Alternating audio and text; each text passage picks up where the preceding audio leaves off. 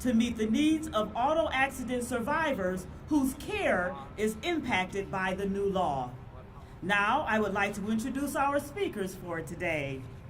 Representative Julie Rogers from Kalamazoo, Representative Doug Wozniak from Shelby Township, Representative Robert Bazat from Marion Township, Representative Lori Stone from Warren, Maureen Howell and her son Sam, who is an auto accident survivor, and Representative Brenda Carter from Pontiac.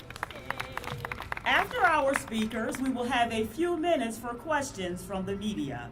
I will now turn it over to Representative Rogers. Thank you so much, Andrea. Good morning and welcome on this little, I guess it's called Spitty Day. We appreciate you coming in with the inclement weather. My name is State Representative Julie Rogers. I represent House District 60, which includes City of Kalamazoo, Kalamazoo Township, and a portion of Portage. It is my honor to be joining you here this morning, and I want to thank my colleagues from both sides of the aisle for being here this morning. Thank you to the people, that's right. Thank you also to survivors and families who have been directly impacted by this issue for coming to the Capitol. And if you haven't seen it yet, inside there is an awesome art prize exhibit featuring wheelchairs that tell the story of some of these survivors and families. So be sure to go inside and check it out afterwards. Thank you also to the media, reporters and journalists who are covering this story and who have covered this story for quite a while. We appreciate you as well. This broad coalition of many walks of life of people here today is a testament to the importance of this issue. We need to act now to save care for Michigan crash survivors. Any piece of legislation requires updates and check-ins to ensure that our constituents are benefiting from the laws that are passed. Recently, many accident survivors, along with their families, caregivers, and providers have come forward telling us legislators about their serious concerns regarding the impact of their care under Michigan's auto insurance laws. As a practicing physical therapist, I know exactly who these people are and some of their stories as I've been rehabilitating them for years. And as I've said at previous press conferences, these are generally not simple elbow fractures or leg injuries. They're multi-comorbidities. They often involve brain injuries that are very complex to treat, and they sometimes take years to rehab, not simply days or weeks.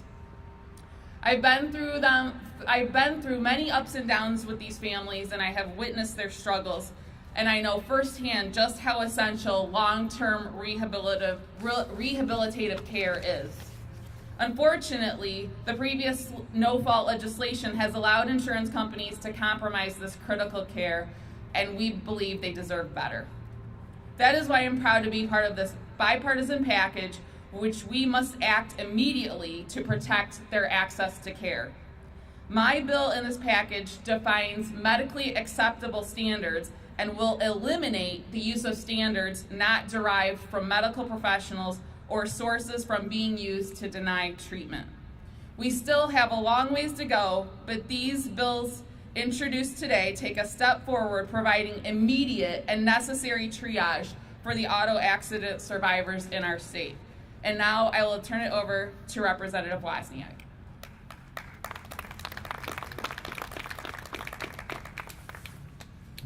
Good morning. Good morning. All right, I'll start with this. We can't wait. We can't wait. We can't wait. Yeah.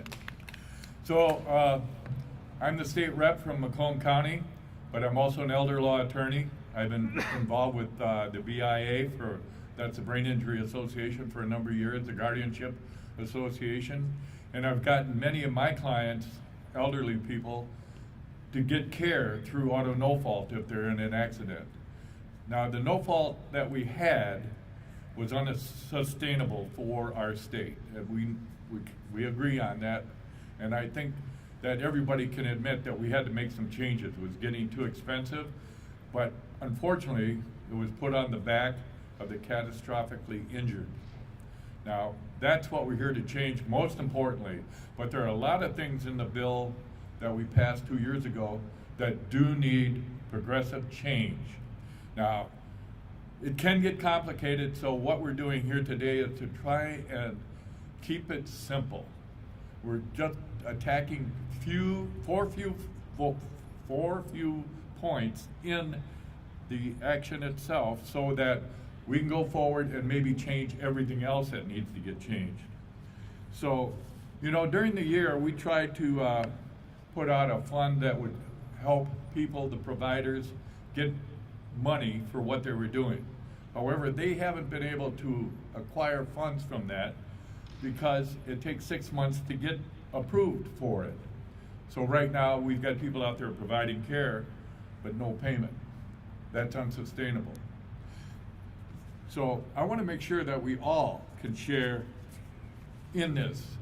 The catastrophically injured, the people that are still driving safely, the people that might get hurt a little bit, but they're still hurt. And when you get a sore finger, you know about it. And if you can imagine what people have to go through on a day-to-day basis when they get catastrophically injured. We're making progress on educating our colleagues here in the legislature, but we need more reforms. So today, this is another step in the process. So the bill's being announced today, along with legislation, to revise priority for receiving PIP benefits for motorcycle accidents. Now that's my portion of this bill and the changes that we're going to make. I've been in constant contact with ABATE, our state motorcycle organization, to make sure that they're okay with the language. But when we passed the original bill 2 years ago, we actually left the motorcyclists out in the cold. So they couldn't make claims in certain instances. We're going to change that. I also want to say that if you want to see a video about the bills that I personally have in, I have 7. It's on YouTube, you can take a look at it. There are other informational points that you can get from YouTube or hear from the legislature if you contact any one of us. I would say out of the 4 points that we're addressing today, there's another 20 that we have to take care of to make sure that everything changes and it's for the good. One thing I'll tell you really easily that you can relate to is when you go in and get auto insurance from your agent, you automatically think that agent is representing you. No? Not true. That's right, it's not true. Never. Thank you. I'm glad you showed I up. voted no. Yeah. He One of- voted no. Yeah, one of my favorite supporters. So anyway, make sure that you realize that that agent is not working for you. That agent is working for that company. So when you ask them questions about this bill, this insurance, I will bet you dime to donuts that only half of them can answer the questions. So we could have a simple fix. Just acknowledge, you're not my agent. You're not representing me. And you don't know crap about this bill. That's the only way we can put it. Look, there's a lot more to do here. I'm not going to keep you out in the rain very long. But I just want to tell you the complexity of this situation is enormous. We're going to keep working on it. You know, if you look at the bill itself and anything to do with auto no fault, 4 major players, right? There's the patient that gets injured, all right? Then there's the attorneys. Do they get paid? Yes. The insurance companies, do they pay up but try and save money? Yes. And then the caregivers, they're stuck in the friggin' middle, which is unfortunate. And that's what we're going to try and correct. Very, very first thing is to make sure that industry doesn't go away. We need them here in Michigan. We can't wait. And now I'll turn it over to Representative Lori Stone. Thank you, Representative Wozniak. I'm Lori Stone. I am the state representative of the 28th House District, which includes Warren and Centerline. We live in a different Michigan than we did 2 years ago. We've now seen how the auto insurance reform has been implemented. And we are realizing both savings, but also have identified some unintended consequences as well. Where issues have arisen, the legislature has a responsibility to address them. We can improve upon the reform for better outcomes. After listening to the experiences of community members, I had some ideas on how providing care for survivors could be strengthened and improved. I'm proud to introduce legislation that will clarify the compensation for each individual providing home care for survivors of catastrophic auto accidents. This common sense legislation should receive bipartisan support.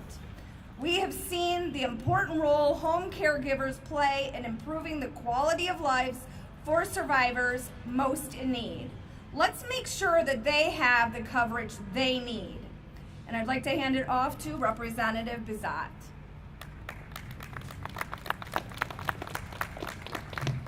Good morning, everybody, and thank you for coming out into the rain. And this is a very important package that we're talking about today. So this is a major priority, and I'd like to thank my fellow legislators for spearheading and bringing this forward. This is a bipartisan package. We need to stand together. Politics aside, we need to stand together and correct this issue. As a former Livingston County Sheriff, I started my career in law enforcement in 1973, and I can't tell you how many bad accidents I've been on. Personal injury accidents. I've seen the devastation firsthand. Being in law enforcement, you show up on a scene, you got to deal with so many issues, but the devastation and then dealing with the families afterwards, it really gets to you. These are terrible and tragic situations that I've never wished on anybody. But the people that go through this as well, the people who are actually involved in these accidents, they see firsthand the devastation, obviously, that they never expected. They never thought they would even be dealing with this issue, and here we are as legislators. This law had some unintended consequences, and so many times I've talked to insurance companies, and they said, well, let's wait a year or two and see how this plays out. And we haven't got time to wait a year or 2 years. It's got to be dealt with today. Yes. I've also witnessed the resilience of these survivors and the progress that they have made through rehabilitative services and access to proper treatment equipment. You will notice that we brought a half a wheelchair. If the insurance company is only going to pay for half a wheelchair, what good is that? I mean, common sense would tell you that just because the law changed, you still have to provide these services to the victims. They're the ones that are caught in the middle. They're the ones that need the services. And those are the services that were taken away because of a law change. And we need to correct it, and that's why we're standing here today. While a complete ramp is necessary, a piece of equipment to so many survivors, recent reports have surfaced that some insurance companies are applying these fee schedules established in Michigan new auto no-fault law to certain products, services, and accommodations that are allowable expense under PIP coverage. That's never what was intended for. But they're reading into it, and it's like Representative Wozniak said, they're applying it. Why are they applying it that way? It's about money. They're saving money. But we have victims out there that need to be taken care of. Including, I was going to mention this ramp. That's why we bought the ramp, because it's a half a ramp. So I'm trying to make a point here that, that's useless to many of the survivors that are out there dealing with these catastrophic injuries. The legislation I'm sponsored today would help address this issue by refining the term medical treatment to carve out certain products and services accommodations from the fee cap system. I appreciate especially the victims coming out here. I just want you to know that we have your back, we understand, and we're going to get this done. I'd like to turn it over to Representative Stone now. Thank you.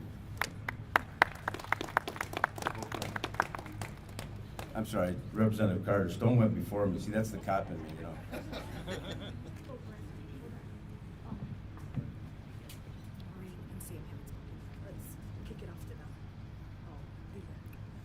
We're going to hear from Maureen and Sam next, and then Representative Carter.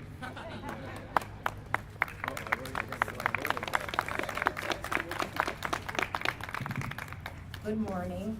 I'm Maureen Howell, and I'm a mom, a critical care nurse, trauma manager, and mother of a survivor. And my son Sam is here with me today, and my husband Jim is here also. Before his catastrophic injury in 2005 on Valentine's Day, Sam had a very promising career. He was a pre-med student at MSU. He came home on a break one day, ran into a tree, and the result was that his lungs and his head were crushed. His neck and his spine were broken. He was in a coma for 3 months and in acute rehab for 7 months, and I stayed at his side the entire time. We didn't think he was going to make it. Every doctor told us so. But he did. And it was our auto no fault that made that possible. It was our auto no fault that allowed him to go into acute rehab in the first place and allowed him to wake up on brain stimulants 1 week later on his father's birthday. Auto no fault did that for us. When Sam came home, we had to turn him every 2 hours. He was still very, very ill. He couldn't move for himself, but slowly, with the aftercare that we received because of auto no fault and the therapies that he received because of auto no fault, Sam was able to recover. He was able to go back to university, graduate magna cum laude. Yep. I went with him to a lot of the classes. Yep. Clap for me. He was in a wheelchair for 7 years. He no longer needs a wheelchair. He can even dance. Not very good, but he couldn't before. And none of that would be possible without auto no fault. We didn't even realize what auto no fault did before we were injured. We were injured. Our whole family was injured. Before Sam was in his accident, we didn't know what auto no fault did. Now we do. And we are here, and we're part of a group, a very strong and vibrant group called We Can't Wait. It's on Facebook. And we've got and Peg Campbell is the one that started this, and Lois is here too, and we joined in very soon after Peg started this for her sister Barb. And we've been fighting a huge battle with this, and we've been giving out information, and we've had so many wonderful people join us, and we have a boatload of stories of people who are being harmed by PA 21 and that need this to fix so they can continue to have their recovery and to remain stable and happy in their lives and not have to leave home and go in nursing homes and into hospitals and into the grave. We don't want that for these heroes who have shown the most courage that I've ever seen in a human before. So Sam and I have been coming regularly to the Capitol, as have many other survivors and providers, begging for changes, begging for them to hurt, crying to them. You shouldn't have to beg, but we will get on our knees if it makes a change for these survivors. So right now, I want to take a moment and thank all of the legislature who heard our cries and said, we're going to do something about this, and who are forming these bills and burning midnight oil, trying to help us, trying to make it better for us, trying to save us. It means the world that you listened to the moms and the dads and the brothers and the sisters who cried out for help. But I want to be clear, this is only a first step. There's much more that has to change in this law to make it be what it needs to be for these survivors and these families and these providers. There's much more to do. We need to fix the provision that cuts care for catastrophic injuries almost by half. We need to make sure that family members are paid for the care that they give so willingly. We need to restore the right to recover. Sam's life was almost snatched away from him by his catastrophic car accident. And auto no fault said, nope, we're going to save you, Sam. And they did. And now we have to save auto no fault. There's no other way to go. It's the right thing to do. And now Sam wants to say just a couple words.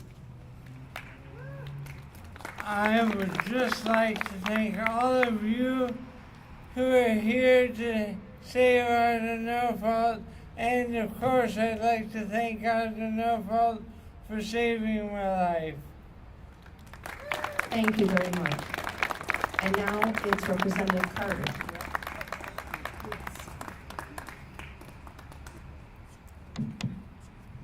Thank you, Maureen and Sam.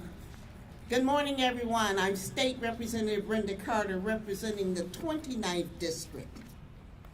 Whether you are a driver or a passenger, auto insurance impacts everyone.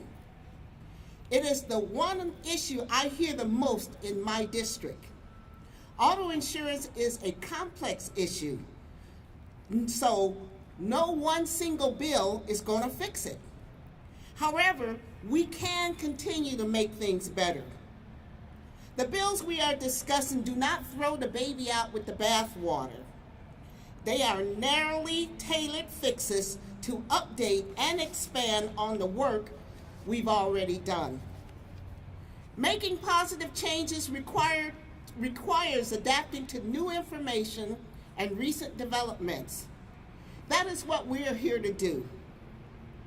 I am introducing legislation to revise priority for receiving PIP benefits for motorcycle accident victims.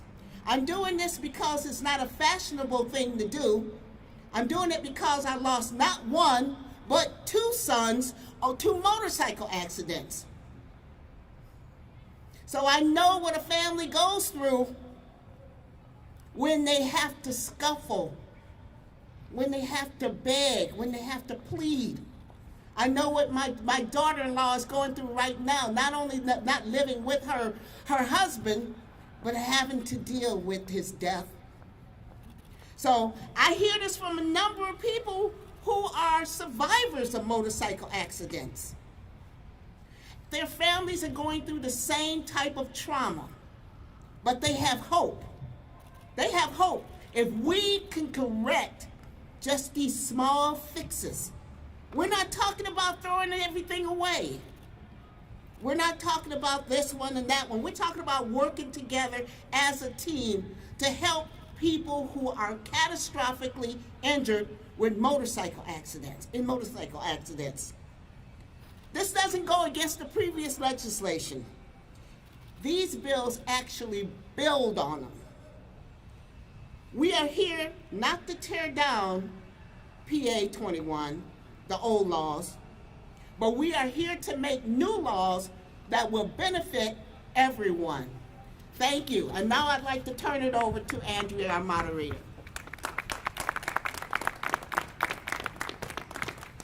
Thank you, Representative Carter. I would like to say thank you to all of our speakers for joining us today. Now we will take questions from the media. Please raise your hand and please state your name and the name of your news outlet before asking your question. Yes. Hello, Michael Martin with Fox 17 Grand Rapids. So do we have hope with this package of bills that we will see traction that we just couldn't seem to get before summer recess with the 5 or 6 bills that were introduced at that time? Representative Rogers? Oh, Representative Wozniak. Thank you. That is a good question. Those bills are still in the process. So what we're trying to do is continue the process. Right now, we've got kind of a log jam, but if the more cooperation we can get from all the stakeholders in this, and I mentioned them, there's 4 groups, okay? So once we get agreement from them, we can go forward with anything in this bill. But again, we're trying to keep this simple. If it gets complicated, we'll just get lost in the quagmire again. We're going for results. We're going to make sure that people are going to get taken care of in this state, and the industry in this state brains, right? We have to keep that viable. Thank you, and I'll just add 1 second. I'll come back to you. I'll just add I really appreciate my bipartisan partners. I think bipartisanship is the way things advance in Lansing. So thank you to representatives that kind of reached across with us to work together, which I think is critical. You had a follow-up? This new package of bills. This is 5 bills to address 4 points. Is that accurate? Yeah. Long answer, yes. All right, do we have another question? Yes. Alan Jackson, Michigan Public Radio Network.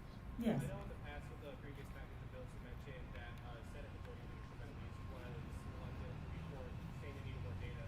Does this announcement mean that leadership is now on board with fixing auto Representative Wozniak. We're making a commitment here for the people that are up here and many of our colleagues to get this thing rolling. I mean, it's about time, right? We can't wait. I agree with that 100%. Seeing the travesties that people have gone through because of auto accidents, and believe me, it's pretty tough to deal with. And I feel very fortunate I'm not one of the families that has to deal with it. But I've seen it every day. And what happened is when we made the bill for the post-acute, we didn't establish a lifeline base where people could get paid sufficiently for taking care of other people. And that's what we're losing. We're losing that industry, and we have to keep it. Thank you, and I will say, I think this is hopeful. Like I mentioned earlier, bipartisanship work and bipartisanship legislation is critical to getting things advanced. I will say we do have a commitment from our Democratic leader, Lizinski. She has been well-versed and supportive of this all along, and I look forward to continuing the conversations with Republican leadership as well. I also am very hopeful and want to continue to encourage survivors and providers to send in your issues, because I think they are making a difference. I have heard legislators say that the stories are making an impact, so thank you to all of you who have shared those specifics, especially with billing issues. Thank you, Representative Rogers. Yes. One more. Representatives, can you speak to, would we be here at this point if it wasn't for this group of survivors, the We Can't Wait group? Representative Rogers. That is absolutely correct. So we need to continue to act proactively, but it is because of some of the changes that were made. And so we need to continue to keep focused on ensuring that that patients get the care that they need. We're seeing businesses going belly up because of some of these new pieces of legislation that have been passed and then their interpretations. One of the things I wanted to point out again is this, what I call the ramp to nowhere. And so part of the legislation was a little bit gray, and it just used the word treatment throughout, and it's being interpreted as the 45% fee schedule cut is being applied to things like ramps, DME, like bracing, things like that. And so that's what one of the bills clarifies, is what is medical treatment and what are things like ramps. And I don't think any of you would be able to get up this half ramp in a wheelchair. Thank you. Thank you, Representative Rogers. Are there any more questions? Oh, if there are no further questions, are there any further questions? Just invite people to our presence.